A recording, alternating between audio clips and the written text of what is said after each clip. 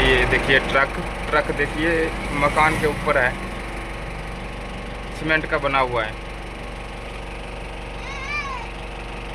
गिरन tyre service, Nawanshahr, Punjab.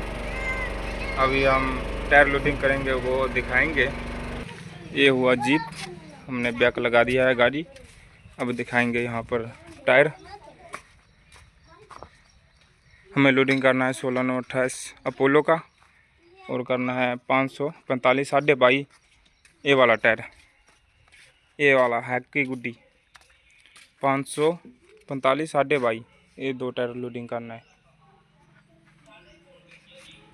बाकी हम इधर दिखा देंगे आपको सभी तरह का टायर।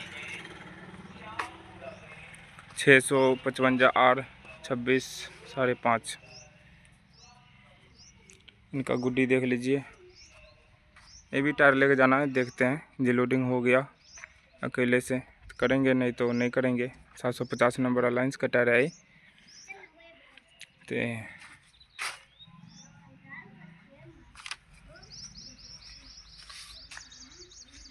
ऐसे हमारे ब्लॉग्स में बने रहो।